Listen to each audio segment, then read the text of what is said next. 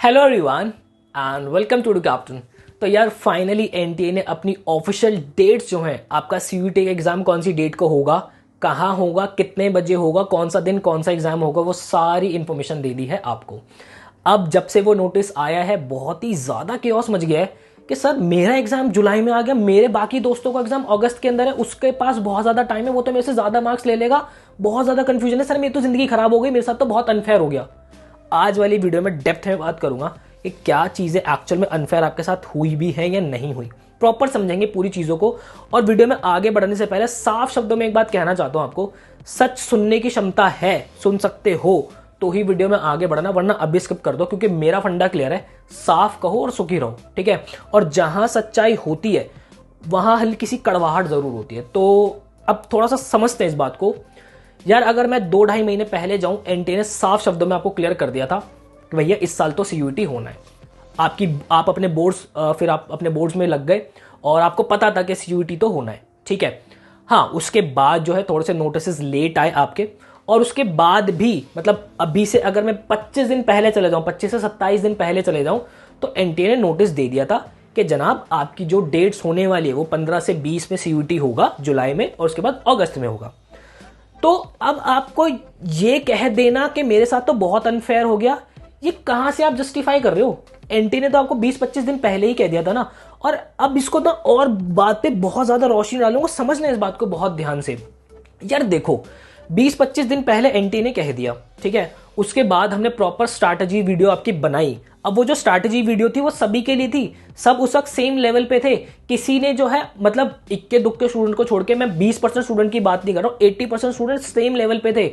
But उन्होंने 25 दिन पढ़ाई की है। अगर आपने 25 दिन पढ़ाई नहीं की ना मेरे भाई, तो आप उसी दिन गेम से बाहर हो गए थे, क्योंकि बाकी बच्चे पढ़ाई कर रहे थे, ठीक है। और कट ऑफ तो हाई जाती जाती है। यार आप एक बात बताओ, सेंट्रल यूनिवर्सिटी में एडमिशन ले रहे हो, हर साल कट ऑफ हाई जाती है, चाहे वो बोर्ड हो चाहे आपका सीयूईटी हो, कट ऑफ तो इस बार भी हाई जाएगी, और यही होता है।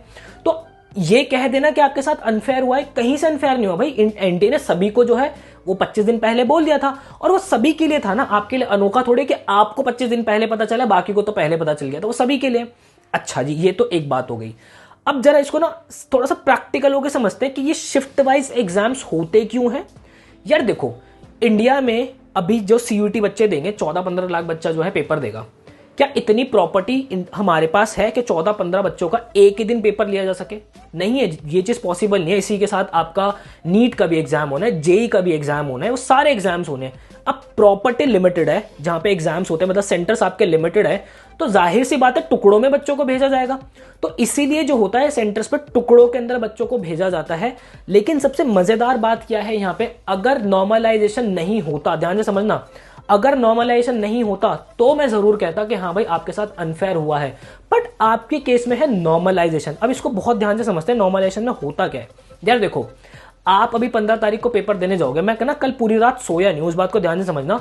और मैं कल रात को बच्चों से बात ही कर रहा था, जो हमारे कोर्स के स्टूडेंट होंगे उन्होंने देखा होगा कि रात को मैंने 2:30-3 बजे भी ग्रुप से मैसेज किए हैं, और मैं इंस्टाग्राम पे भी बात कर रहा हूँ, मैं टेलीग्राम पे भी बात कर रहा हूँ, मैं समझने की कोशिश कर रहा था रात को कि चल क्या रहा है बच्चे के माइंड पे।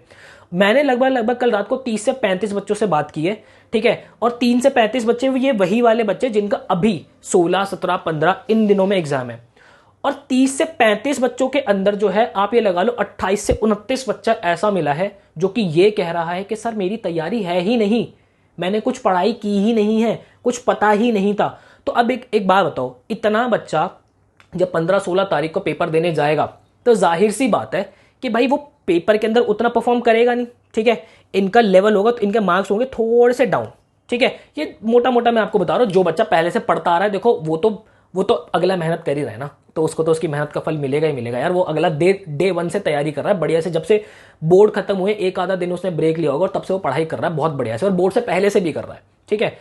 तो अब क्या है, उनके मार्क्स होंगे थोड़े से डाउन। अच्छा जी, अब उसके बाद जिस बच्चे का अगस्त के अंदर पेपर आएगा, उनको महीना थोड़ा सा ज्यादा मिलेगा, उनकी जो वो पेपर में बैठेंगे उनके मार्क्स होंगे थोड़े से ज्यादा।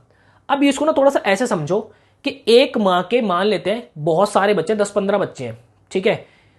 एक माँ कभी भी ऐसा नहीं करती कि एक को बहुत एक्सपेंसिव गिफ्ट दे दिया, एक को बहुत कम गिफ्ट ही नहीं दिया, एक को बहुत सस्ता गिफ्ट दे दिया, ऐसा नहीं होता। वो सबके बीच में ना बैलेंस बना के चलती है। तो यही जो है ना नॉर्मलाइजेशन, वो नॉर्मलाइजेशन सबके बीच में बैलेंस बनाएगी। नॉर्मलाइजेशन एक फॉर्मूला है, कभी इसके ऊपर डेप्थ में एक वीडियो में बना दूंगा। नॉर्मलाइजेशन क्या करेगा, वो देखेगा कि भाई इनिशियल डेज के अंदर जो कि होना है, इनिशियल डेज के अंदर बच्चों की इतनी परफॉर्मेंस नहीं आ रही, तो आपके जो है दो स्कोर्स आएंगे, एक रॉ स्कोर आएगा, एक आएगा नॉर्मलाइज स्कोर। तो जो रॉ स्कोर होगा ना, और जो एंड डेज के अंदर बच्चे अगर उनके ज्यादा मार्क्स भी हैं, तो यहां पे जो पहले शिफ्ट्स के जो बच्चे होंगे इनके मार्क्स बढ़ जाएंगे ऑटोमेटिकली, क्योंकि एक बैलेंस बनेगा। ठीक है, क्योंकि बच्चों ने परफॉर्म किया ही नहीं है, तो यहाँ पे जो जो भी सिस्टम है उसको ये पता रहेगा कि भाई यहाँ पे बच्चों ने परफॉर्म नहीं किया, दैट मींस ये शिफ्ट हार्ड थी, या यहाँ पे परफॉर्मेंस ज्यादा नहीं आई है, तो इनके नॉर्मलाइज स्कोर ज्यादा आएगा। और जो एंड दिनों के बच्चे हैं ना, उनके नॉर्मलाइज जो स्कोर है वो अधिकतर केस में कम भी होते हैं। तो जो अब ये जो एंड दिनों वाले बच्चे हैं ना, जिनको लग रहा है कि अरे वाह मजा आ गया भाई, 16-17 तारीख को पेपर होगा, बहुत ज्यादा चांस है कि आपका जो नॉर्मलाइज स्कोर है वो कम भी हो जाए। फॉर एग्जाम्पल मान लेते हैं अगर आप 192 आउट ऑफ 200 जो है लैंग्वेज के अंदर अगर स्कोर कर रहे हो, तो बहुत ज्यादा चांसेस है कि आप 192 से 180 पे आ जाओ। क्यों? क्योंकि बैलेंस बनेगा। ठीक है, कल रात को एक बच्चा मुझसे कह रहा है कि सर मेरी तो जिंदगी खराब हो गई। मैं कहा जिंदगी खराब हो गई कैसे?